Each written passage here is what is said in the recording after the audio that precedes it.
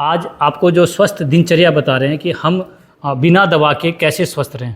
हम Ayurvedic, homeopathic, allopathic इन सभी doctor से कैसे बचें। आज देख रहे हैं सब जगह आपके साथ एक षड्यंत्र हो रहा है, आयुर्वेद में भी वही हो रहा है।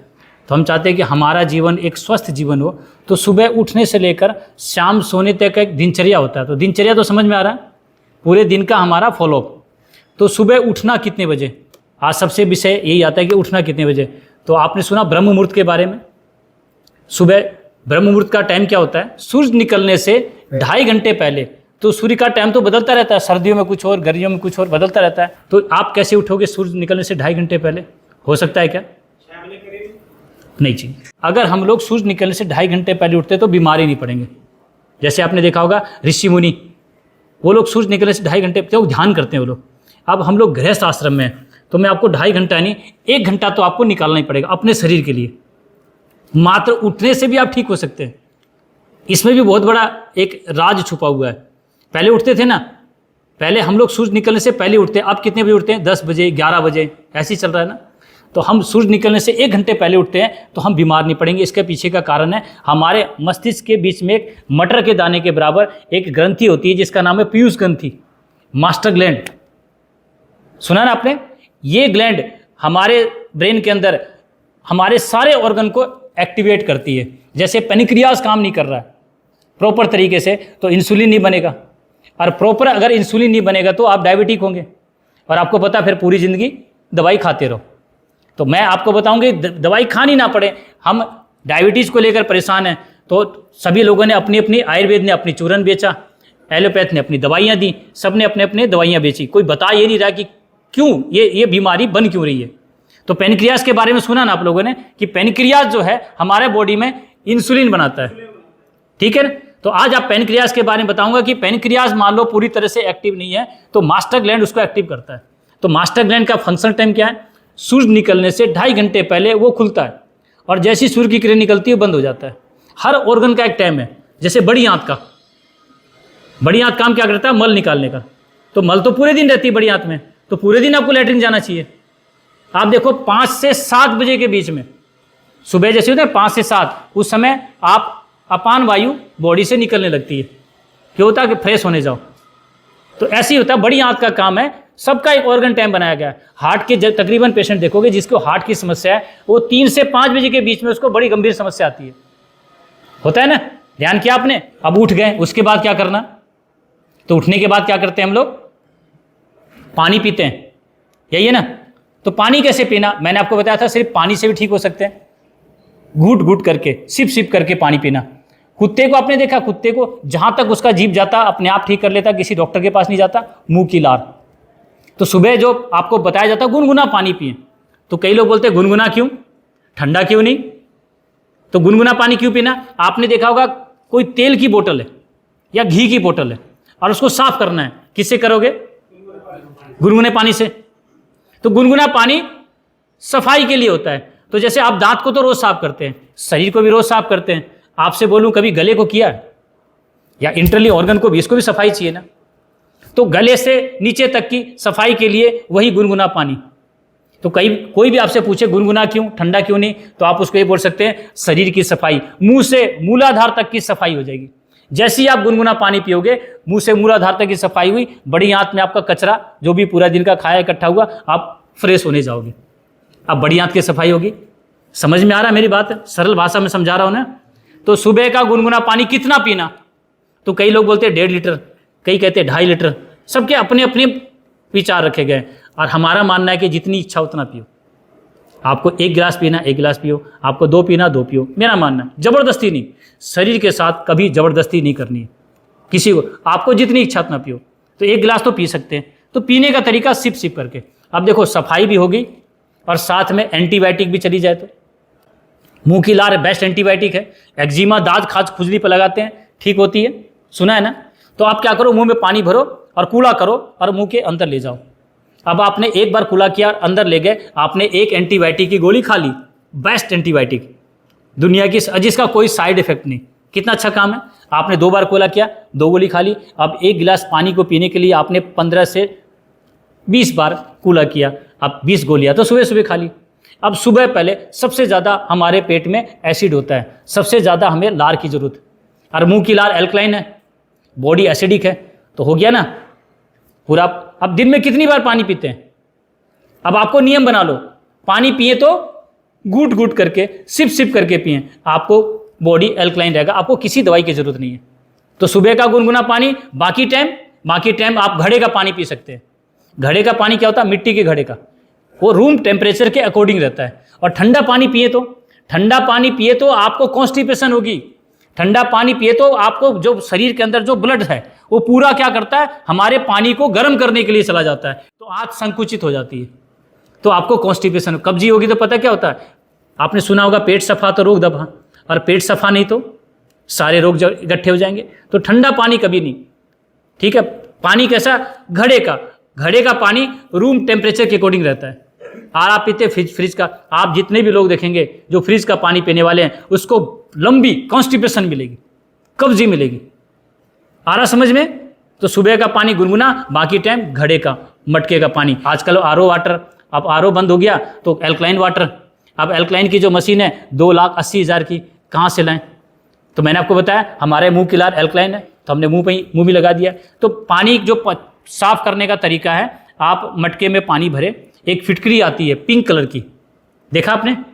एक तो फिटकरी आती है जो सेविंग करते हैं, वो सफ़ेद रंग की होती है, एक होती है पिंक कलर की, गुलाबी कलर की, जो ऊंट को देते थे पेट साफ करने के लिए। आपको कभी कोई फौजी भाई आपको मिले या आप बैठे हो तो आपको पता है, एक फौजी भाई ने मुझे बताया कि हमारी ऐसी जगह पर ड्यूटी थी जहाँ पर एक नहर का पानी आता था, और उस नहर में तो कई बार बकरी, भेड़, कई बार तो ऐसी लाश भी मरी हुई बहती थी, और हम लोगों को वहाँ पर सरकार ने फिटकरी दे रखी थी, वही पिंक कलर की। तो वो फौजी, आपको पता है कि सरकार को कितना उस पर खर्चा लगता है फौजी को तैयार करने में, तो फौजियों को फिटकरी दे रखी थी। यानी वो गंदा नहर का पानी भी फिटकरी को घुमाकर पिएंगे तो पानी साफ हो जाता है।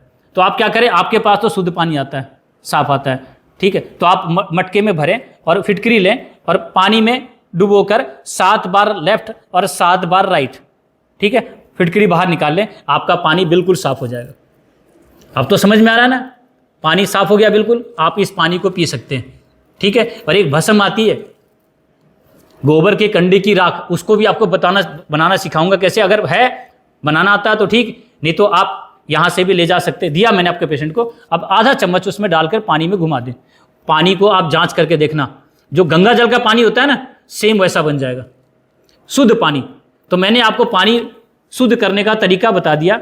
भस्म नहीं है कोई बात नहीं है तो फिटकरी घुमा लेना, ठीक है। 5-7 पत्ते तुलसी के ले लो, तुलसी बेस्ट एंटीबायोटिक है।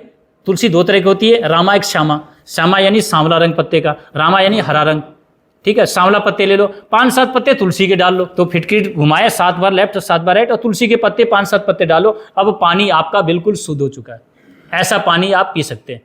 पानी का क्लियर हो गया, पानी पी लिया, उसके बाद फ्रेश होके आए। फ्रेश होके आने के बाद क्या करते हैं, दांत की सफाई, ब्रश करते हैं, है ना। सभी लोग ब्रश नहीं किया, पहले तो ब्रश नहीं था, पुराने समय ब्रश था क्या, दतून था, ठीक है। दांत की सफाई करी, ब्रश। तो आप दांत की सफाई का सबसे बड़ा विषय मैंने बताया था आप लोगों को, जितने भी लोग आप पेस्ट कर रहे हैं उसमें सब में झाग निकलता है ना। और आप देखते हैं जब पेस्ट करते हैं तो मुंह सूख जाता है, लार नहीं बनती।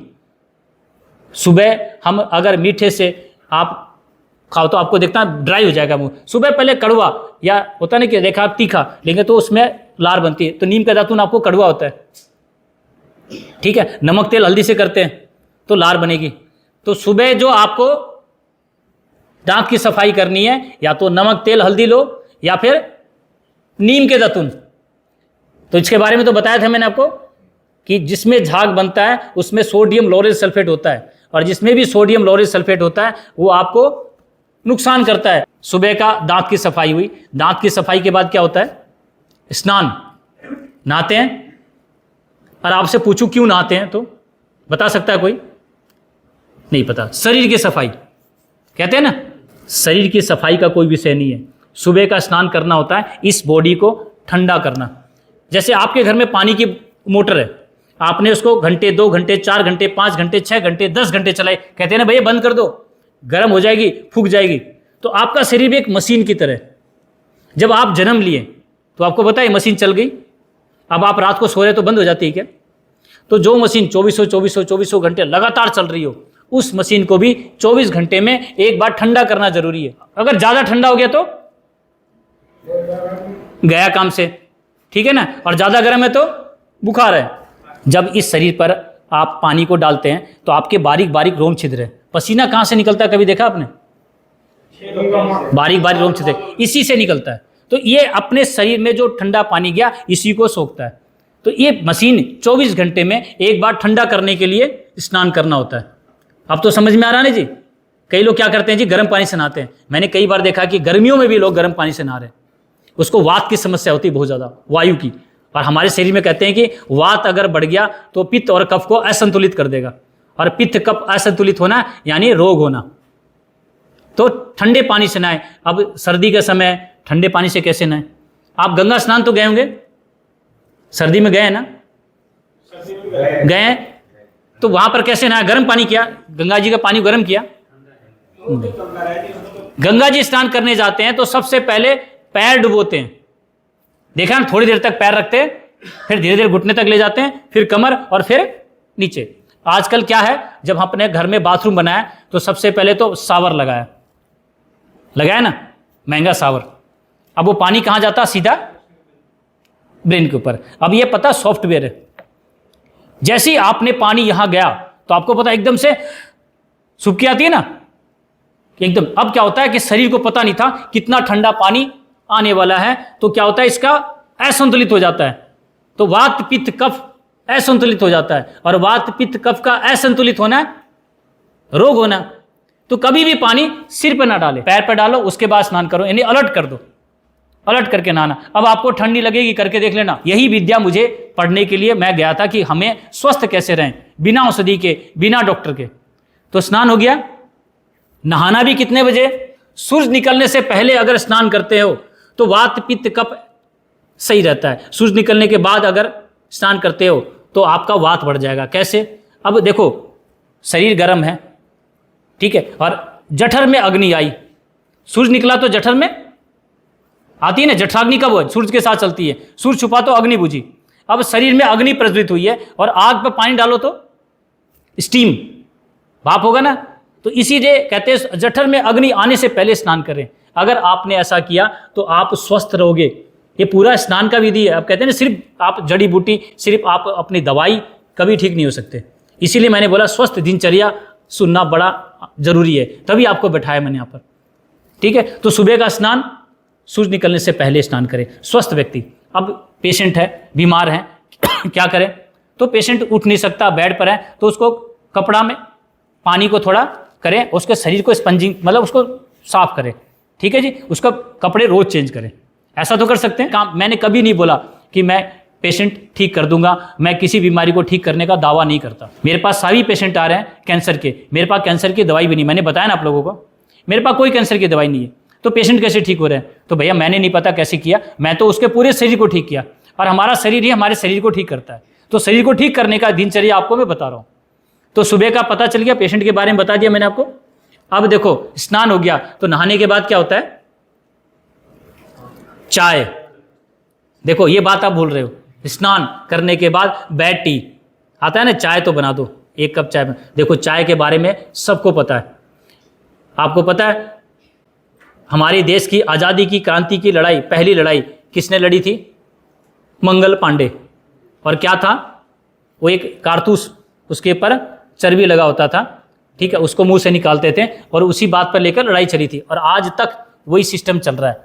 जो आप लोग चाय पीते हो, राजीव दीक्षित को आपने सुना होगा, राजीव दीक्षित ने चाय के बारे में बताया था, संसद भवन में हंगामा भी हुआ था कि चाय के अंदर बताते हैं जो कत्ल खाने हैं, जो कत्ल खानों में सब कुछ बिकता है, उसका हड्डियाँ भी बिकती है, पता है ना आपको, वो चीनी की कंपनियां लेके जाती है, उसका मांस वो विदेश जाता है, और रक्त चाय की कंपनियां लेके जाती है। कुछ कंपनियों का नाम भी आता है, जिसको नहीं मेरी बात पर विश्वास, तो राजीव दीक्षित को जिसको सुनते हैं उसमें सुन लेना, ठीक है। और चाय किसने दिया? अंग्रेजों ने। अंग्रेज हमारे क्या थे? दुश्मन। और दुश्मन कोई चीज़ दे तो लोगे क्या? मैं आपका दुश्मन हूँ और मैं आपके घर जाऊँ, भैया मिठाई खाओ, आप बोलोगे भैया रख दो, कोई बात नहीं, आप आ ही गए हैं तो रख दो। मैं बोलोगे नहीं जी एक तो खा लो, आप बोलोगे यहाँ से चले जाओ भैया, ज़्यादा हाँ, चालाक मत बनो, रख दो, नहीं तो चले जाओ, नहीं खानी दवाई आपकी मिठाई। ठीक है जी। तो आपके घर में जो चाय है वो दुश्मन ने दिया है, तो आपको अच्छी तरह पता है कि दुश्मन जो दे उस पर विश्वास ना करें। तो आप चाय किसको पिलाएं? दुश्मन को ही। समझ में आ गया जी। तो आपके घर में कौन आते हैं दुश्मन? आपके अपने मामा, चाचा, ताऊ, यही ना, बहन। तो मांगेंगे चाय तो आप दोगे? मैं एक ही बात कहूँगा, उसको बताना। और चाय से नुकसान बता देता हूँ। चाय क्या एसिडिक है पता है? चाय में निकोटीन है, टैनिन है, और सही पूछो तो जो सिगरेट पी रहे हो ना, वही चाय में भी है। सिगरेट पीने वाला और चाय पीने वाला में कोई फ़र्क नहीं है। तो मैं कहता हूँ ये चाय बंद करके सिगरेट ही पी लो, फिर निकोटीन है ना उसमें भी सर, है ना। तो ये आप लोग कहते हैं नशा सिगरेट पीने वाला छोड़ सकता है, लेकिन चाय पीने वाले को चाय छुड़वा के दिखाओ, छूटती है क्या? नहीं छूटती। नहीं, कई लोग आते हैं मेरे पास, नहीं जी चाय नहीं छूटेगी, दवाई दो चाय मत दो। और इसमें क्या होता है, जैसे ही हमारे बॉडी के अंदर एसिडिक लेवल बढ़ेगा, आपको पता है, कहते हैं कि एसिड बढ़ गया। आप बोलो हिंदी में बताओ भैया। ये तो होता है हार्ट के लिए जाते हैं आप, स्टंट पड़ती है ना, तो हमारे जो हार्ट है उसमें आर्टरी एक वेनरी है। जैसे हमारे शरीर में ब्लड का सर्कुलेट हार्ट ही करता है, ब्लड को खींचता है, उसको पंपिंग करके फोर्स के साथ फेंकता है, यही ना जी। अब जैसे आर्टरी है और वेनरी, जैसे आपके ब्लड को खींचा तो आपका बॉडी के अंदर आपने चाय पिया तो आपका कोलेस्ट्रॉल बढ़ा। आप हिंदी में पूछो तो डॉक्टर कहेगा कोलेस्ट्रॉल यानी पित्त बढ़ा, तो खून गाढ़ा हुआ, एसिड बना उसमें। तो जब वो ब्लड को खींचता है तो वेंस चिपकती है। कई बार देखते हैं ना, सुई सा चुभता है बाईं तरफ, दर्द नहीं होता, कई बार लगता। तो आप डॉक्टर के पास जाओगे, डॉक्टर बोलेगा स्टंट डलेगा। स्टंट जानते हैं, जो पैन में स्प्रिंग होती है ना, ऐसी स्प्रिंग डालते थे, ब्लड आपका नस थोड़ी चौड़ी हो जाती है और ब्लड आराम से आने लगता है। थोड़े दिन के बाद क्या होगा कि आपने चाय तो बंद नहीं किया, स्टंट के आसपास फिर कोलेस्ट्रॉल जम जाएगा, वो बोलेगा दोबारा स्टंट डलेगा। तो 3 बार स्टंटिंग होती है, तो अप्रोक्सीमेट चार्ज होता है 2.5 लाख, 2.5 लाख, 2.5 लाख। तो 3 बार तो ये होगा, चौथी बार बोलेंगे अब इसमें स्टंट नहीं पड़ेगा और यहाँ से पेट काटेंगे, बाईपास सर्जरी, पैर में से नस निकालेंगे, लगा देंगे। तो 10 लाख अप्रोक्सीमेट वो लगा लो, हो गया। तो 20 लाख रुपये अलग से रख लो, वो चाय पीना। तो पता सबको है चाय एसिडिक है, और एसिड बढ़ेगा तो घुटने का दर्द भी आता है, और एसिड बढ़ेगा तो अल्सर भी होता है। और अल्सर को क्या बोलते हैं? अब अल्सर बोलेंगे तो कमाई नहीं होता, तो अल्सर को दूसरा नाम ले लें तब तो कमाई हो जाएगी। यही तो मैं आपको जो बात बता रहा हूँ, इसके पीछे मैंने कुछ भी आपको देने को नहीं बोला। ठीक है, आप मेहमान आए तो क्या दे? अरे गर्मी का समय है तो नींबू की शिकंजी दे दो।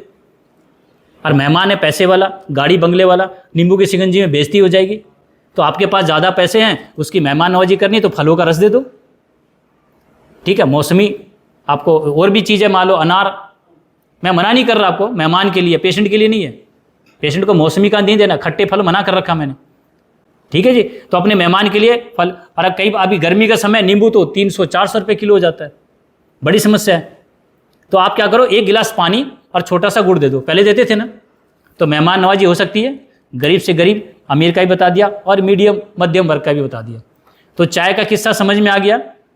चाय मेरे पेशेंट को मत देना, ठीक है। और आपको पीना तो पी लो, मेरा भी धंधा चलेगा। मेरा तो काम है आपको बताना, बाकी करना नहीं करना आपकी मर्जी है। तो आपको बीमार नहीं होना, क्योंकि पेशेंट को ठीक करने की तो बात है नहीं। हम कहते हैं आगे बीमारी ना हो, इसी के लिए बात बता रहा हूँ। तो चाय बंद। तो सुबह पहले जैसे ही आप चाय बंद करोगे तो भूख लगेगी बड़ी तेज। तो आयुर्वेद कहता है कि सुबह पहले राजा की तरह खाओ। अगर आपने भरपेट भोजन किया तो दोपहर में भूख आपको नहीं लगेगी, ठीक है जी। अब लगेगी शाम को, ऐसा ही होता है। और सुबह क्या करते हैं आप लोग? नाश्ता, ब्रेड, बिस्किट, 1 चपाती दे दो, फटाफट खा के भागते हो। तो वही लोगों को दोपहर में खाने की जरूरत पड़ती है। तो आपने सुना था ना कि हे परमात्मा 2 वक्त की रोटी दे दे, सुना था ना। कभी किसी को बोलते सुना कि हे परमात्मा मेरे को तो 3 वक्त की दे दे, या मेरे को तो 4 वक्त की दे दे, जिसको 2 वक्त मांगता उसको दे दो। यही था ना। इसके पीछे का रहस्य बताता हूं। अगर आप 2 वक्त का खाना खाते हैं तो बीमार ही नहीं पड़ोगे। और 2 वक्त का भोजन बताया गया, सुबह और शाम का जो भोजन है जो डिफरेंट होना चाहिए वही आपको, अगर आप नहीं किया तो बीमार ही नहीं पड़ोगे। रात का भोजन कभी नहीं बताया, रात्रि भोजन कहीं नहीं लिखा है। ये रात्रि भोजन जिसने किया उसी को समस्या हुई है, ठीक है। तो सुबह का भोजन भरपेट करो, भरपेट करोगे तो दोपहर में भूख नहीं लगेगी, ठीक है ना। अब दोपहर में भूख लगी तो क्या करें आप? ये मूंग, चना, मोठ अंकुरित कर लो। ये आप लोग सुबह खाते हो, ठीक है, ये खा लो दोपहर में, लगे तो जो हार्ड वर्किंग करते हैं, पसीना बहाते हैं, जो मजदूरी करते हैं, उसको लगे तो ये आप अपने डिब्बा भर के ले जाओ। और आप क्या करो, आपको 4 बजे भूख लगती है, ध्यान है, बड़ी तेज लगती है, मन करता कुछ बिस्किट, नमकीन, चाय, टोस्ट, मन करता है ना जी, समोसा, यही आता मन में। 4 बजे भूख लगती है, सबको लगती है। क्यों लगती है, इसके पीछे का विज्ञान बताता हूं मैं। आपके शरीर में जठराग्नि सुनी ना, और हमारी जठराग्नि सूर्य से चलती है। आपका शरीर 5 चीज से बना है, पता है, मिट्टी, वायु, जल, अग्नि और आकाश, यही है ना जी, पूरा पंच तत्व, मिट्टी, वायु, जल, अग्नि, आकाश, पूरा वायुमंडल है। इस वायुमंडल में जो भी कुछ होगा आपके बॉडी में भी होगा। अब इसमें सूर्य निकला तो इसमें जठराग्नि प्रज्वलित हुई, अब इसमें सूर्य छुपा तो अग्नि भी बुझी, ठीक है। और आपने कभी दिया को बुझते देखा? दिया बुझने से पहले बड़ा तेज फटफड़ाता है, फटफड़ाता है, देखा ना आपने, बुझने से पहले करता नहीं जी। तो यही 4 बजे जब सूर्य, आपने देखा सूर्य छिपने से 1 घंटे पहले बड़ी तेज भूख लगती है, तो वही कहानी है, दिए सूर्य छुपने वाला है, दिया बुझने वाला है, जठराग्नि बड़ी तीव्र होती है। और आयुर्वेद कहता है कि उस समय अगर भोजन कर लो तो वो भोजन आपके अमृत के समान है, अमृत, मेडिसिन। और रात का भोजन विष के समान है, स्लो पॉइजन। देखो आपने देखा जैन धर्म में जैनी लोग सूर्यास्त से पहले भोजन करते हैं। अच्छे अच्छे बिजनेसमैन देखे हैं मैंने जैनी लोग को, वो लोग क्या करते हैं, अपना लंच बॉक्स साथ रखते हैं, ठीक है। आप भी अपने घर से निकलते हो, अपना लंच बॉक्स साथ लेके जाओ, ठीक है, कहीं भी हो, बस में हो, ट्रेन में हो, ठीक है। आपने देख दवाई का डिब्बा भी साथ लेते हैं, डॉक्टर कहता है ना कि खाना दवाई तो कहीं भी खाते हैं ना, तो वो भी आपका है, एक लगा लो, वो आपका मेडिसिन ही है। कहीं भी भूख लगे आप लंच बॉक्स खोल लो और 4 बजे अपना भोजन कर लो। अगर आपने ऐसा 21 दिन भी कर लिया, मैं कहता हूं कि आप बीमार ही नहीं पड़ोगे सूर्यास्त से पहले। और पहले देखो किसी घर में इन्वर्टर होता था क्या? नहीं था जी। हम लोग लालटेन चिमनी में पढ़ाई करी हम लोगों ने, था ना जी। अगर चिमनी बोलूं तो आपको पता भी नहीं है, बुजुर्गों को पता है, बच्चों को नहीं पता है। एक हम लोग होता है ना, शीशे की बोतल लेते थे, उसमें छेद करते थे और एक बाती बनाते थे कपड़े की, मिट्टी का तेल डाल के जलाते थे ना, और पढ़ाई करते थे, नाक में धुआं भी घुसता था। अब देखो लाइट होती नहीं थी, कभी आई कभी नहीं आई, तो अंधेरे में भोजन बनेगा कैसे? तो हम लोग पूरे गांव की बात बताता हूँ, पूरा गांव हमारा सूर्यास्त से पहले भोजन खा लेता था। और जैसे ही अंधेरा होता था तो हमारी खाट बाहर निकलती थी। बेड नहीं था क्या? बेड नहीं था, हम खाट पर बाहर निकालते थे या छत पर सोते थे, ही था ना जी। तो सभी लोग हम सूर्यास्त से पहले भोजन करते थे। तो उम्र कितनी थी पहले? 80, 95, 100, 105 थी ना। और अब कितनी है? 30, 35, 40, 55, 60। अब तो कहते हैं 60 साल में सरकार भी कहती है कि तुम्हारा शरीर काम करनी है, रिटायर्ड। और पहले 80 साल में भी हम खेती करते थे। अभी देखो आप अपने बच्चों से खेती करवा के दिखाओ, नहीं होगा। ये जो हमारे खेतों में आती है ना फसल की कटाई, अगर ये बिहारी ना आए तो नहीं होगा। बोलोगे भैया रहने दो, इतना तो डॉक्टर को दियाएंगे हम, बीमार पड़ गए तो फसल, खड़ी फसल भी खराब हो जाएगी। तो आज ये जान कहाँ गई बॉडी की? पहले 80 साल के उम्र के बुजुर्ग हमारे खेती करते थे, था ना जी। अब तो सही पूछो तो खेत छोड़ना पड़ रहा है, हो ही नहीं रही खेती, करने वाले कोई नहीं है। और जो बचता भी है तो वो लावणी करने वाले आते हैं, वो ले जाते हैं, बाकी ट्रैक्टर ले जाता है, ठीक है। तो मैं जो आपको बात बता रहा हूँ उसके पीछे का कारण बता रहा हूँ। तो सूर्यास्त के बाद भोजन नहीं करते थे पहले हम, सूर्य छुपने से पहले हमारा भोजन हो जाता था, तो इतनी बीमारियां नहीं थी। पहले देखा इतने डॉक्टर, इतने हॉस्पिटल थे क्या? नहीं थे। ये जब से हुआ, जब से अब क्या होता, आप कितने बजे खाना खाते हैं आप लोग? 10 बजे, 11 बजे, कई बार तो 12 बजे तक हमने लोगों को देखा खाना खाते हुए।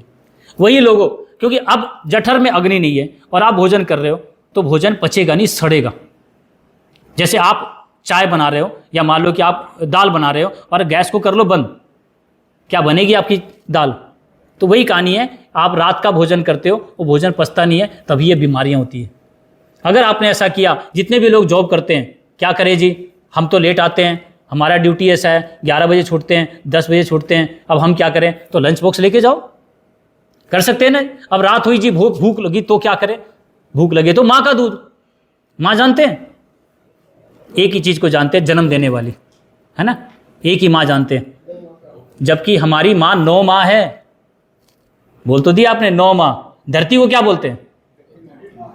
गंगा को गायत्री, गऊ को, ऐसी हमारी 9 माता हैं और उसी को कहते हैं मानव, जिसके जीवन में 9 माँ।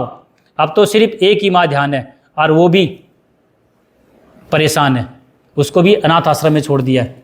जबकि कृष्ण जी की सुना था ना, एक माँ जन्म देने वाली, एक माँ पालने वाली। कई बार जन्म देने वाली माँ का दूध नहीं होता, तो डॉक्टर कहता है क्या, भैंस का दूध पिलाओ। मना करता है ना, भैंस का दूध नहीं पचेगा, गाय का क्यों पिलाएं, माँ के दूध के बराबर है। इसलिए माँ थी, और अभी माँ कहाँ आपकी पालने वाली, अनाथ आश्रम में, गौशाला ये बोल सकते हैं ना, क्योंकि बेचारी दूध कम देती है। आपने जब अपने बच्चे को जन्म दिया था, कितना दूध था आपका?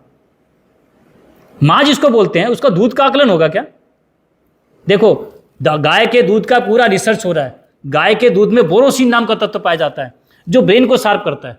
आपने देखा भैंस का पाडा या पाडी, 4 आपके घर में भैंस है, आप उसको छोड़ के देखो, अपनी माँ को नहीं ढूंढ पाता हो। कभी उसके पास जाएगा औलाद मारेगी, कभी उसके पास जाएगा औलाद मारेगी, कहीं जाके चौथी बार आके माँ को ढूंढ पाता हो।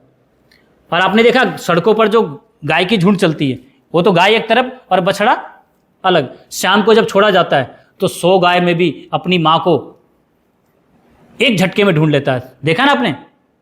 तो उसका ब्रेन इतना शार्प होता है। कहते हैं ना, भैंस की बुद्धि।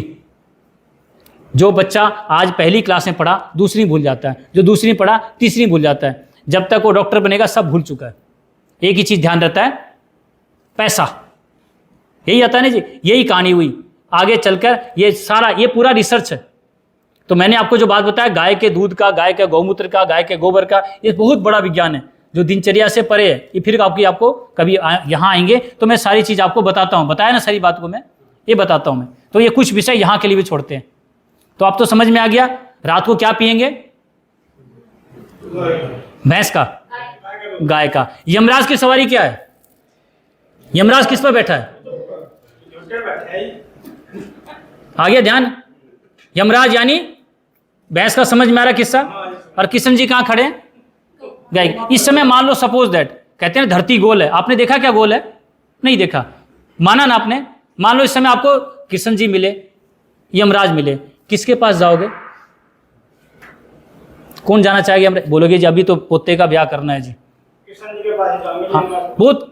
अगर ऐसा आया तो आप लोग 100 बहाने मारोगे, और कृष्ण जी मिल गए तो बोलेगे चलो जी चरणों में जगह दे दो। जो बातें हैं स्पष्ट बता रहा हूं आपको मैं। तो एक उदाहरण दिया मैंने आपको। भैंस थी, कई लोग कहते हैं पहले भैंस नहीं थी, तो भैया गाय दूध देती थी और माँ देती थी, तो हमने उसी को माँ बोल दिया। भैंस थी, यमराज अभी नहीं गया। आपको कोई इलेक्शन नहीं होता वहाँ पर कि अभी इलेक्शन जीता और यमराज जी बन गए। तो मैंने जो बात बोला वो सारी बातें स्पष्ट है। शाम तक का विषय आपको समझा दिया मैंने। यानी अब रात को माँ का दूध पिए, यानी गाय का दूध पिए। अब अनाथ आश्रम से गाय को निकाल लें, ठीक है? और नहीं तो आपको भी अनाथ आश्रम रोज़ जाना पड़ेगा अपनी माँ से मिलने, रोज़। क्योंकि वही बच्ची है, अभी माँ दूध नहीं दे रही है तो गाय का। और घर ले आएंगे तो आपको सभी बता रखा, गौमूत्र के बारे में भी। इसके बारे में आपको बताऊंगा इसमें कि गौमूत्र के नियम भी है। अब गाय दूध के लिए नहीं, गौमूत्र के लिए रखनी है। तो शाम तक का विषय समझ में आ गया? किसी को कोई दिक्कत नहीं है? आप खाना कितने बजे खाओगे? जिस समय भूख लगे, है ना? अब ये मत बोलना कि भूख लगे उसी समय। और कहा भी गया है भूख लगे तो भोजन जरूर करें। अगर नहीं किया तो पित्त बनेगा, ठीक है? और वो पित्त बनेगा तो आपको अल्सर करेगा, और अल्सर करेगा तो वो बीमारियां का रूप ले लेगा, ठीक है ना? तो यहाँ तक का विषय क्लियर हो गया। अब आपको बताते हैं 4 जहर के बारे में। राजीव दीक्षित ने बताया था ना 4 जहर के बारे में, आज वो भी क्लियर करते हैं। पता है आपको 4 जहर के बारे में? हमारे किचन में है, हमारे रसोई घर में नहीं होता था। अब किचन और रसोई घर में भी बहुत ज़्यादा फर्क है। आप तो बोलोगे एक ही बात है, जैसे इंडिया और भारत में फर्क। कई कहते हैं एक ही तो बात है। एक बात नहीं है जी, ठीक है? भारत के अंदर ऐसे कानून नहीं थे, ठीक है जी? अब इस कानून के गुलाम हो गए। पहले अंग्रेज के गुलाम थे, अब कानून के गुलाम। आप कहते हैं ना अकॉर्डिंग टू लॉ आपको ये सजा सुनाई जाती है, सबूतों और गवाहों के मद्देनजर रखते हुए। यही था ना जी? अब कहीं भी आपको सबूत नहीं पेश कर पाए, गवाह नहीं मिला, तो आपको सजा हो जाती है। तो पहले ही नहीं था, पंचायत होती थी, पंचायत में फैसले हो जाते थे, जो फैसला होता था वो मान्य होता था। अब तो गवाह सबूत नहीं मिले तो भैया सजा हो जाएगी। और झूठ को सच, सच को झूठ करने के लिए ही वकील बनाया गया, नहीं तो वो वकील ही नहीं है, ठीक है? साफ साफ तो कोई भी दे देगा, यही काम। बुरा मत मानना जी। अब आप वकील, लगा होगा बुरा, है ना, ये गलत तो नहीं बोला। देखो जो बातें मैं स्पष्ट बताता हूँ, वो अच्छा वकील वही है। अरे सीधी सीधी बात तो हम ही कर लेंगे, आप अगर इसको कंप्लीट कर, मतलब सही को गलत कर सकते हैं तब तो आपके पास आ रहे हैं, और गलत को सही कर सकते हैं तो ठीक है। तो मैं आपको बात बता रहा हूँ, मेरे पास स्पष्ट है जो भी बात रखा मैंने। तो आज 4 जहर के बारे में जो बता रहा हूँ वो अपने रसोई घर से हटा देना। अब किचन को रसोई घर में कन्वर्ट कर रहे हैं, ठीक है। सबसे पहला जहर है सफ़ेद चीनी, ठीक है जी। तो अब कैसी खानी है? देसी खांड, ठीक है। चीनी के बारे में पता है ना, और गन्ने से ही चीनी बनती है, गन्ने से ही देसी खांड बनती है, गन्ने से ही गुड़ बनता है। लेकिन गुड़ का रंग काला और चीनी का रंग सफ़ेद क्यों? उसको इतने केमिकल डाले जाते हैं, जाके देखना कहीं, जब शुगर की यहाँ पर मिल है ना, नाक पर कपड़ा रखना पड़ता है, और जो शुगर के मिल में काम करता है कभी नहीं खाता, उसको पता है। तो आपको देसी खांड के बारे में भी आपको बताया मैंने, ठीक है जी। देसी खांड यानी जिसका दूध से साफ। आजकल क्या होता है, रसगुल्ले जो बनते हैं शादियों में, और जो चाशनी बच जाती है उसी को ये लोग देसी खांड बोल के देते हैं। तो भैया उसके शुद्धिकरण के बारे में जहाँ आप लोगों को पूरी ध्यान रखना, जिंदगी का सवाल है, ठीक है ना। हमें इन डॉक्टरों से बचना है, तो देसी खांड का सेवन करें, ठीक है जी। दूसरा जहर आपने पहले ही बोल दिया, नमक। पहले नमक कौन सा खाते थे? डले वाला, मोटा मोटा। आपको पता है बारिश के टाइम पर पानी छोड़ता था, हांडी में रखते थे। अब ये कौन सा नमक आता है? झरझर गिरने वाला, फ्री फ्लो नमक। नाम नहीं ले रहा मैं, नाम लूंगा तो फिर सबको दिक्कत आ जाएगी। झरझर गिरने वाला फ्री। अरे फ्री फ्लो कैसे हुआ? फ्री फ्लो करने के लिए उसमें केमिकल डाला गया है, पढ़ लेना आप। उसमें लिखा हुआ एल्यूमिनियम सिलिकेट, और एल्यूमिनियम सिलिकेट सीमेंट में मिलाया जाता है फ्री फ्लो करने के लिए, ठीक है। अब ये क्या करता है? आपके लुब्रिकेंट को सोखता है, बीपी को फ्लक्चुएट करता है। अब लुब्रिकेंट सूखेगा, जैसे मैं बोल रहा हूँ तो यह लुब्रिकेंट है, उंगली हिल रही है लुब्रिकेंट है, हाथ हिल रहा है लुब्रिकेंट है, और जैसे ही सूखेगा तो ये कट कट आवाज़ करेगा, होता है ना। फिर ये क्या होगा? अर्थराइटिस। अब खाए जाओ अर्थराइटिस की दवाई, कब तक खाओगे? जिंदगी भर। शुगर की दवाई जिंदगी भर, बीपी की दवाई जिंदगी भर। तो फिर कैंसर की दवाई मरने के बाद भी शमशान घाट में डालनी पड़ेगी, अगले जन्म में ना हो। देखो हर बात कड़ी है लेकिन सुननी पड़ेगी, समझ रहे नहीं जी। तो आपके सामने जो बात रखी मैंने, ये बात स्पष्ट है। नमक यानी नमी, जिसमें नमी नहीं वो नमक ही नहीं। तो ले आओ, और किसी पर विश्वास मत करना, पिसा पिसाया नमक नहीं, कहीं ना कहीं फ्रेब है, तो डला लाओ, खुद पीसो, खुद छानो, खुद, क्योंकि ये बीपी की दवाई है आपकी, बीपी को फ्लक्चुएट करता है, एल्यूमिनियम सिलिकेट होगा तो, ठीक है। दूसरा लुब्रिकेंट को सोखता है। और आपको पता है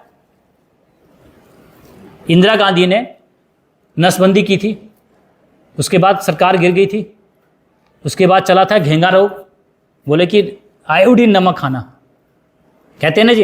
लेकिन ये पाकिस्तानियों ने नहीं खाया, उनको पता था कि ऐसा काम किया गया कि वे लाठी भी ना टूटे और भैंस भी साफ हो जाए।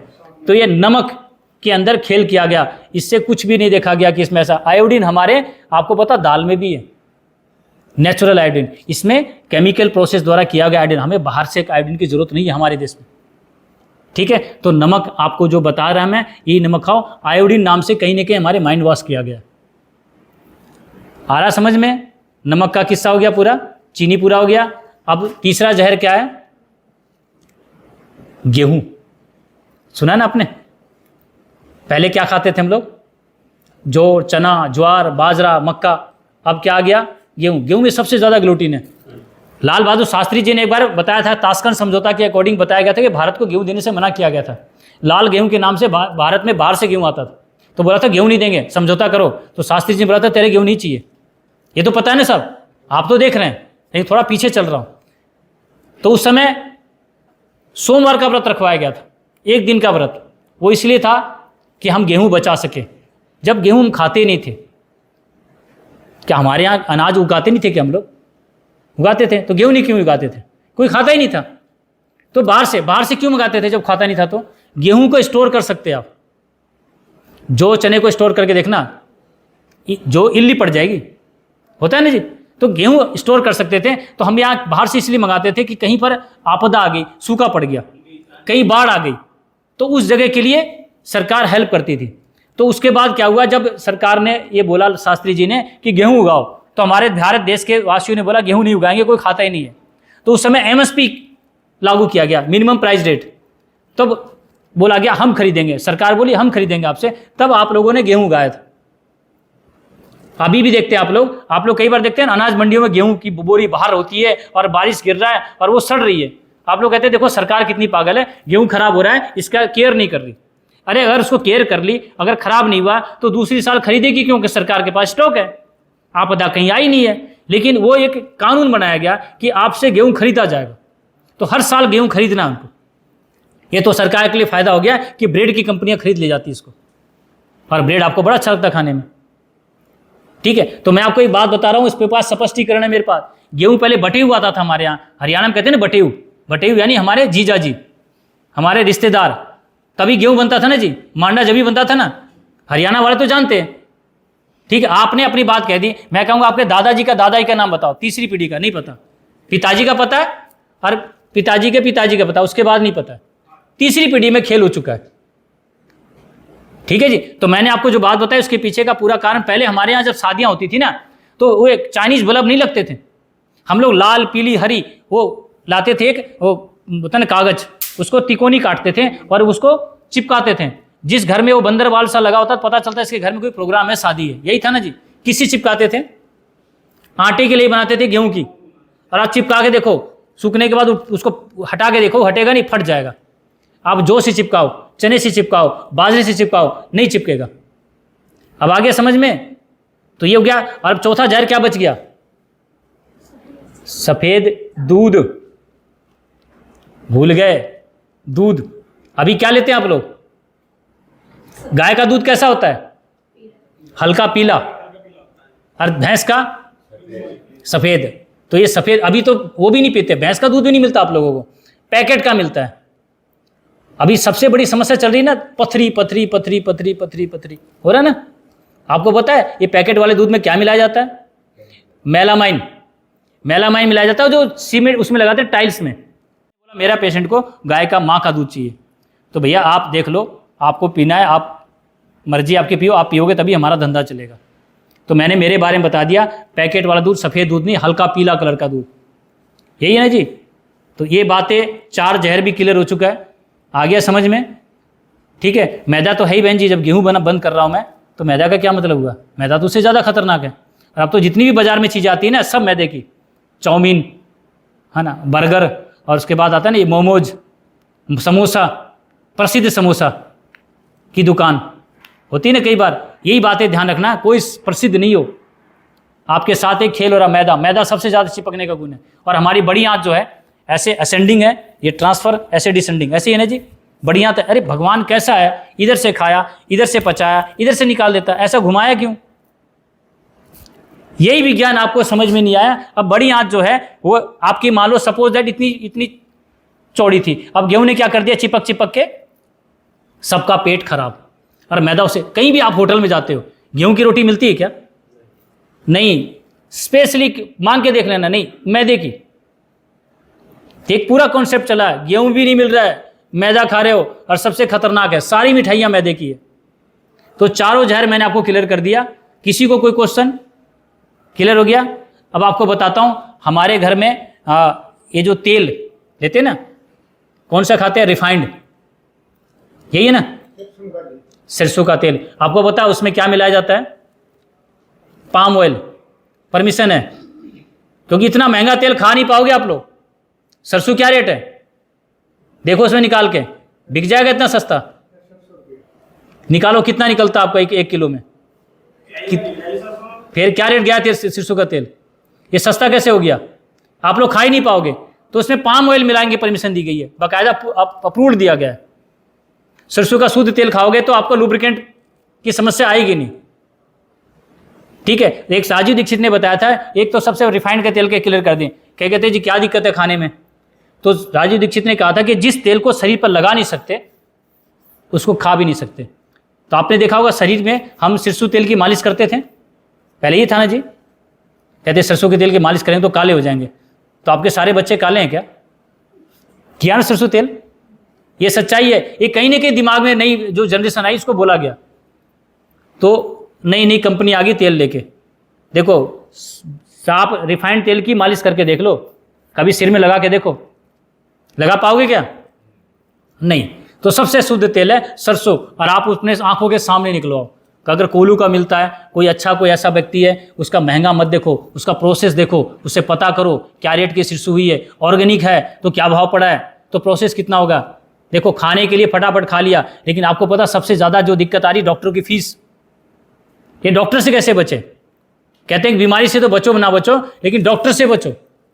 हुआ ना ये कहानी, अभी देखा ना आपने, क्लियर हो गया ना, सब कुछ बिक गया ना। ये तो डॉक्टर से बचो। आज आयुर्वेद में भी ऐसे डॉक्टर बैठ गए, तो हम लोगों से कैसे बचें, इसीलिए दिनचर्या बता रहा हूं। तभी मेरे पास इतना टाइम लगता है, और आप कहते हैं जल्दी करो, फटाफट करो, जाने दो। अब समझ में आता है इस बात है आपको, तो इसीलिए बैठाता हूं, इसीलिए मेरे पेशेंट को देखने में मुझे इतना टाइम लगता है। सुबह 10 बजे बुलाता हूं और शाम 4 बजे तक फ्री होते हैं। इतना बैठा के क्या करूंगा? फिर भी मैंने आपको बताया, फिर भी एक वीडियो वो भी दे दूंगा आपको मैं।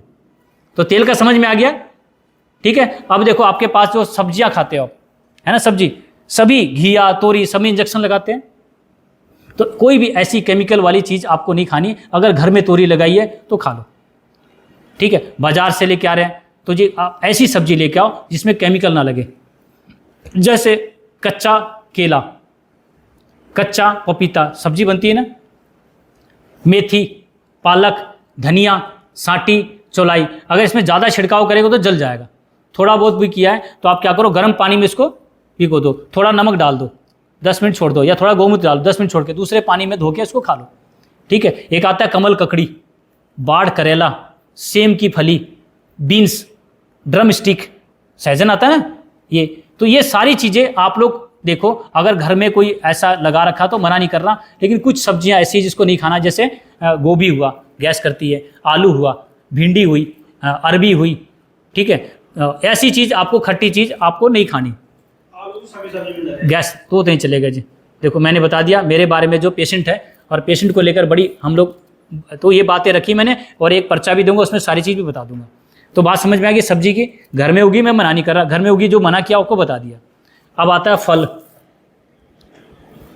पहले सब्जी भी मेहमान आता तब बनती थी ना, अब तो सब्जी में वो जान भी नहीं। तो आप एक और ले सकते हैं, दाल। दाल जो है मिट्टी की हांडी बनाओ, बड़ी अच्छी लगेगी, किसी सब्जी को खाने की जरूरत नहीं है। और मूंग की दाल जल्दी पचती है, तो मेरा पेशेंट मूंग की दाल छिलके वाली जल्दी पचेगी। जो जल्दी पचेगा तो उसको शरीर को मेहनत नहीं करना पड़ता, कार्बन में कर्मठ नहीं होता है, और कार्बन सेल्स ही आपका डैमेज सेल्स होता है, ठीक है जी। तो ये बात समझ में आ गई, सब्जी भी क्लियर हो गया। अब फल में जितनी भी फल खाते हो, केला, पपीता, चीकू, आम, अंगूर, किससे पकाया जाता है? कार्बाइड से। कार्बाइड क्या है? कैंसर कारक है। तो ऐसे फल नहीं खाने। जो कार्बाइड नहीं लगता वो खा सकते हैं, जैसे अनार। अनार में आप फल वाले से पूछना, भैया कार्बाइड लगाते हो? अरे बोलो कार्बाइड लगाएंगे तो काला पड़ जाएगा, पूछ के देखना, अनार में नहीं लगता। फिर नारियल पानी, परमात्मा देखो कितना अच्छा है, उसको पता था इंसान खेल करेगा, तो नारियल में देखो डबल छिलका लगाया।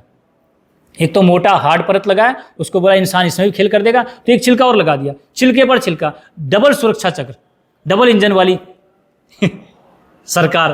तो अब आगे समझ में, तो ये डबल आपका सुरक्षा चक्र दिया गया है। तो नारियल पानी पेशेंट जितना पिए पिलाओ, ठीक है। नारियल का वो गिरी वाली नारियल आती है ना, जो माता रानी को चढ़ाते हैं तो फोड़ते हैं तो गिरी निकलती है मोटी मोटी, ठीक है। अब कई बार दूध नहीं मिलता शहरों में, क्या करे जी, दूध नहीं है, तो ऐसा गिरी वाली नारियल लो, उसके छोटे छोटे टुकड़े करो और मिक्सी में डालो और पानी डाल के ग्राइंड करो और फिर उसको गारो, वो दूध बन जाएगा, ठीक है। लेकिन उसकी चाय नहीं बनती, तो ऐसा दूध भी पेशेंट को पिला सकते हैं। अब वो उसका जो बुरादा बचा, आप उसको चटनी बना लो, ठीक है, वो चटनी भी खिला सकते हैं। उसमें थोड़ा देसी खांड डाल के कोई मिठाई बना लो, वो भी दे सकते हैं। तो नारियल के बारे में आपको बता दिया जी सारी चीज़। तो आप महिलाएं हैं तो आपको अच्छे अच्छे डिश भी बनानी आती होगी, तो आप बना सकते हैं नारियल को लेकर। तो नारियल हो गया, उसके बाद अनार हो गया, ठीक है। 2 फल मुझे याद है जी जिसमें सुरक्षा है, वो देख लो। बाकी आपको पपीता खाना है तो मार्केट से कच्चा ले आओ, उसको अखबार लपेट के अनाज में दबा दो, अब पक जाएगा, ये खा सकते हैं। तो आप घर में पका रहे हैं तो आपको मना नहीं कर रहा है, तो घर में पका रहे तो केला भी खा सकते हैं, लेकिन पका हुआ बाजार का केला कार्बाइड का होता है, ठीक है। तो फल का क्लियर हो गया, सब्जी क्लियर कर दिया। अब आप हाँ, देखो अब मुझे नहीं पता जी, आजकल वो सिस्टम गया, डिप करते हैं आजकल, एक केमिकल आता है, अब कार्बाइड में डिप किया, उसको रख दिया, हो जाता है। तो आप देखो जी, आपको मैंने बता दिया, अगर शुद्ध है तो खाने को मना नहीं किया मैंने, ठीक है। अब आपको बताता हूँ बर्तन। पहले कैसा बर्तन होता था? पीतल, तांबा, कांसा, लोहा और मिट्टी, यही है ना। अब क्या है? स्टील, एल्युमिनियम और नॉन स्टिक, ये नहीं चलेगा। ठीक है, तो सबसे अच्छा बर्तन बताओ कौन सा? मिट्टी। मिट्टी सबसे अच्छा है। आपको बताऊं, उससे भी अच्छा बर्तन सोने का बना सकते क्या? अरे बोलो, आभूषण तो है नहीं सोने का। तो आपको सोने का बर्तन के बारे में बता रहा हूं। मिट्टी के अंदर सोना भी है, चांदी भी है, तांबा भी है, अभ्रक भी है, सारी चीजें। तो ऐसी मिट्टी, अब मिट्टी का कोई घड़ा लो और सुनार के पास जाओ, बोलो ये अगर सोने का बना है तो कितने का बनेगा? अंदाजा लगा लो। कई लोग कहते हैं टूट जाती है जी, महंगा पड़ता है। अरे उसका अंदाजा देखो ना, मिट्टी का सोने के बराबर है। तो अब किसी भी कोई बंदा बोले कौन से बर्तन बनाते हैं, तो बोलो सोने का। बोले चलो दिखाओ, बोले चलो, तो बोलेगा तो मिट्टी का है। बोले यही तो सोना है। वो कहते हैं मेरे देश की धरती सोना उगले, उगले हीरे मोती। तो मिट्टी वही है, भूल गए।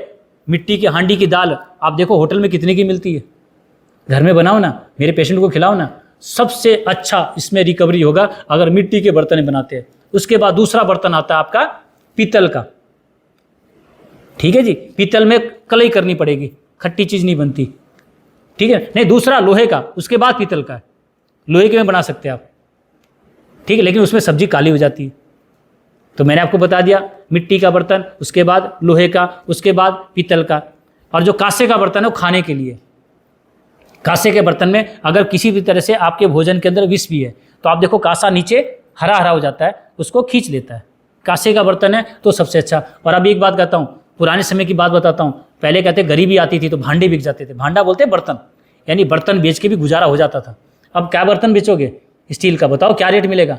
और अभी अगर कांसे का बर्तन खरीदा, आगे उसका रेट बढ़ गया, आप पुराने बर्तन देके नए बर्तन खरीद सकते, 2 बर्तन आ जाएगा एक के बदले में। तो पहले कांसा क्या रेट था, अब क्या रेट है, आप अंदाजा लगा लो। तो अभी आपका समय है, अगर आपके पुराने बर्तन हैं तो उतार लो। ठीक है, तो मेरे पेशेंट को मिट्टी के बर्तन भी खिलाना। तो बर्तन भी बता दिया, 4 जहर भी बता दिए, सब्जी बता दिया और फल भी बता दिया। सारी बात क्लियर हो गए? किसी को कोई दिक्कत तो नहीं है? ये बात कर लोगे? अगर आपने ये किया तो मैं नेक्स्ट टाइम आपको दवाई दूंगा। अगर आपने ये नियम नहीं किया, अगली बार मैंने पूछा तो मैं नहीं दूंगा। अब एक नियम और बच गया, सबसे उत्तम, सबसे जरूरी, गौमूत्र। ठीक है जी, तो सबसे पहले गौमूत्र का नियम आपको बता देता हूँ। गौमूत्र सबसे पहले देसी गाय हो, तो देसी गाय का सबको पता है? नहीं पता? तो देसी गाय की पहचान है, उसका जो कंधा होता है, सूर्य केतु नाड़ी, वो उठी होती है। ठीक है जी, जैसे उदाहरण के रूप में दिखाता हूँ आपको। जैसे ये गाय, हाँ ये देखो, ये होता है ना, ये इसका धुआं है, इसको कहते हैं सूर्य केतु नाड़ी। ये यहाँ से सूर्य से क्रिया प्रज्ञा ऊर्जा को शोषित करती है। गौमूत्र में, गोबर में, दूध में यही क्रिया और प्रज्ञा ऊर्जा है। तो ये होना चाहिए। गले में झालर होगी, सींग होगी, पीछे पीठ थोड़ी उठी सी मिलेगी। ठीक है, नीचे नाभि मिलेगी। तो ये, अरे सबसे अच्छा एक और भी, दोगली में भी सारे चीज होता है, दोगली गाय में। अब कैसे पहचाने? तो जब वो बोलेगी तो उसके मुंह से उच्चारण निकलेगा माँ। और जर्सी कैसी बोलती है? वाँ। और सिर में दर्द होता है। ठीक है, तो सबसे अच्छा उदाहरण बता दिया बोलने के बारे में, इससे पता चल जाता है। तो सबसे पहले देसी गाय हो। दूसरा, बीमार ना हो। बीमार गाय का गौमूत्र नहीं ले सकते, अगर ले लिया तो फिर दिक्कत आ जाएगी। कैसे पता चलेगा? हम तो डॉक्टर नहीं है। तो उसके नाक पर देखोगे पानी की बूंद मिलती है, हल्की हल्की पानी की बूंद है, तो वो बीमार नहीं है। अगर सूख गई तो बीमार है। तो डॉक्टर भी बना दिया मैंने आपको। ठीक है, बीमार ना हो। तीसरा, अगर गौ माता मान लो आज गर्भवती हो गई है, आज उसने गर्भ धारण किया है, तो आप उससे 45 दिन तक गौमूत्र नहीं ले सकते। ठीक है, 45 दिन के बाद यानी 1.5 महीने बाद आप उस गाय से गौमूत्र ले सकते हैं जिसने गर्भ धारण कर लिया है। अब गौ माता बच्चा देने वाली है तो 45 दिन पहले मल गिरने लगता है और बच्चा देने के 45 दिन बाद तक मल गिरता है। तो 3 महीने लास्ट का छोड़ दो। ठीक है जी, अब बीच बीच का ले सकते हैं। 11 उस दिन ले सकते हैं, अमावस्या उस दिन ले सकते हैं, या फिर ग्रहण हो, सूर्य ग्रहण या चंद्र ग्रहण, उस दिन में ले सकते हैं। ठीक है, ये नियम हुए। अब बर्तन के बारे में बताता हूँ। एक तो सबसे सूरज निकलने से पहले गौमूत्र लेना, सूरज निकलने के बाद नहीं ले सकते। अगर सूरज निकल गया, आप गौमूत्र ले रहे हैं, गौमूत्र एसिडिक हो गया है, आप लेंगे तो लीवर भी खराब हो जाएगा। सूरज निकलने से पहले वो एसिडिक नहीं है। जैसे आप देखते हैं ताड़ी का पेड़, ताड़ी देखा है? ताड़ी जब सुबह लेते हैं तो वो पेट के लिए फायदेमंद है सूरज निकलने से पहले। जैसे जैसे जैसे जैसे सूरज की किरण बढ़ती है वैसे वैसे उसमें नशा बढ़ता है। यानी वही ताड़ी सुबह तो आपको फायदा था, दोपहर में वो नशे के रूप में ली जाती है। ऐसी गौमूत्र है, सुबह सूरज निकलने से पहले लेना। और जिस बर्तन में आप ले रहे हो वो बर्तन मिट्टी का हो, चीनी मिट्टी का हो या फिर कांच का हो। बस 3 ही बर्तन बताए मैंने, कोई दूसरा नहीं। कई बार बोलेंगे जी आपने बताया कांसे का अच्छा, पीतल का अच्छा, मत ले लेना। अगर कोई धातु में ले लिया तो वो खत्म हो जाएगा, उसके गुण, अपने धातु अपने गुण छोड़ते हैं। ठीक है, तो मिट्टी, चीनी मिट्टी या कांच, ये 3 ही बर्तन बताएं, इसके अलावा नहीं। अब इस गौमूत्र आपने इकट्ठा ले लिया, अब क्या करना है जी, सूती कपड़े की 8 तय करो, 8 तय। ठीक है, और गौमूत्र को 8 बार छानो। छान लिया, अब आधा कप गौमूत्र और आधा कप पानी मिला लो। ठीक है जी, मिल गया। अब इसमें 5 पत्ते बेलपत्र के लेने हैं। बेलपत्र जानते हैं, शिव जी पे चढ़ाते हैं। एक पत्ते में 3 पत्ता होता है। ठीक है, ऐसे 5 लो तो 3 के हिसाब से 5 या 15 पत्ते हो गए। अब सिलबट्टे में चटनी बनानी है, मिक्सी में नहीं, सिलबट्टे पर। कोई भी औषधि बनती है, आपने देखा ना, मर्दन होता है, मिक्सी में नहीं करते हैं, तो सिलबट्टे पर चटनी बनानी है, पत्थर के सिलबट्टे पर। अब उसको आप क्या करो, गौमूत्र में डाल दो, जो आपने छान के रखा है, आधा कप गौमूत्र आधा पानी, उसमें डाल दो, मिला दो। और फिर एक बार सिंगल कपड़े की तह से एक बार और छान लो कि मोटा मोटा कोई पत्ता रह गया हो, पीते टाइम फंस नहीं जाए। ये सुबह सूरज निकलने से पहले, ठीक है, ये प्रक्रिया करनी है। और पीना भी सूरज निकलने से पहले। तो ये पीने वाला हो गया। अब किसी को भी जख्म है कहीं भी बॉडी के बाहर या बाहर है कहीं भी, या मुंह के अंदर है, तो आपको क्या करना है, गौमूत्र लेना, यही छना हुआ, उसमें पानी नहीं मिलाना है। ठीक है, और 1 गिलास गौमूत्र की मात्रा बता रहा हूं। अगर मात्रा बढ़ानी हो तो आप दूसरा गिलास ले, तो उतनी मात्रा हल्दी की बढ़ा लेना। 1 गिलास गौमूत्र में आधा चम्मच हल्दी डालना है। हल्दी भी शुद्ध होनी चाहिए। ठीक है, जो आपको यहाँ से दूंगा मैं, बाकी आप अपना मत लगाना कि मेरे पास अगर है तो भैया अपना जानो। मैं तो इसलिए दे रहा हूँ कि करक्यूमन की मात्रा इसमें सबसे ज़्यादा है। और जो आप मार्केट में हल्दी मिल रही है वो आपको करक्यूमन निकाल लिया गया है। करक्यूमन बहुत महंगा बिकता है, तो वो हल्दी आपको जो दी रही है उसमें करक्यूमन नहीं है। इसी वजह से आप लोगों को कैंसर के सेल्स बॉडी में बढ़ जाते हैं। शुद्ध हल्दी खाओगे तो करक्यूमन आपके बॉडी के अंदर जाएगा, कैंसर के सेल्स डेवलप नहीं करेंगे। ठीक है, आधा चम्मच हल्दी डाल के मिट्टी के बर्तन में 1 उबाल करनी है, बस 1 उबाल। 1 उबाल होने पर उसको उतार लो, उतार के एक बार सूती कपड़े से एक बार और छान लो। ठीक है, और कांच की बोतल भर लो। अगर आपको मात्रा बढ़ानी है तो 2 गिलास है तो 1 चम्मच डाल लो, 1 गिलास की आधा चम्मच है, 2 गिलास की 1 चम्मच, इतनी मात्रा बढ़ा लो। और इसको आपको जख्म की सफाई करनी है। कहीं भी जख्म है बाहर का, मुंह के अंदर है तो मुंह में डाल के गरारे करने हैं। जैसे अंदर के गले के पास है तो ऐसे करके गड़ गड़ गड़ गड़ गरारे करो और फिर फेंक दो। ठीक है, नीचे तक गया तो 1 घूंट और उसको पी लो। ये आपको सुबह सुबह, ये आपको दिन में कम से कम 5 से 7 बार करना है। सुबह वाला तो जो बेलपत्र वाला सूरज निकलने से पहले पीना है। ये आपको दिन में 5 से 7 बार आप लोग गरारे कर सकते हैं और इसको पी सकते हैं। देखो, जितनी बार आप गरारे करोगे उतनी जल्दी ठीक होगा। तो मैंने 5 से 7 बोला और 8 से 10 भी कर सकते हो। ठीक है जी, बाहर की जख्म की सफाई करो। अब सफाई कर दी, फिर आपको यहाँ से एक स्प्रे दिया था, गेंदा का बनता, गेंदे के फूल का, क्योंकि बाजार में गेंदा आपको पता है हाइब्रिड कर दिया गया है। स्प्रे मारो। ठीक है, एक सदाहरी के बारे में बताया आपको मैंने। ठीक है, देखा आपने, वो आपको दिया भैया, फोटो दिया। सदाहरी के पत्ते लेने, उसकी चटनी बनानी है, उसको जख्म पर लगा दो, उसके रस को लगा दो, जख्म जल्दी भरता है। ठीक है जी, और गेंदा का पेस्ट भी बना सकते हैं। अगर शुद्ध गेंदा का फूल है जिसमें खुशबू आ रही है तो गेंदे के फूल की ऊपर की पंखुड़ी तोड़ो। ठीक है, पीली पीली वाली, नीचे वाला हरा वाला फेंक दो। ठीक है, ऐसे 3-4 फूल ले लो, उसमें 1 चम्मच हल्दी डालो, थोड़ा सा गौमूत्र डालो और उसको सिलबट्टे पर चटनी बनाओ, वो पेस्ट बन जाएगा। तो गेंदा का पेस्ट ये भी आप जख्म पर लगा दो, जख्म बड़ी जल्दी स्पीड में बढ़ती है। तो दोनों बता दिया आपको, सदाहरी का बता दिया, गेंदा का पेस्ट ही बता दिया। तो ये गौमूत्र का विषय क्लियर हो गया, समझ में आया। अब तो कोई कितना पीना मात्रा बता दिया मैंने, आधा कप गौमूत्र आधा पानी। तो नियम समझ में आ गया। ये नियम आपको मैं PDF फाइल के रूप में भी दूंगा, अगली बार पूछूंगा भी, और ये वीडियो भी दूंगा। ठीक है, अब आप लोग जा सकते हैं।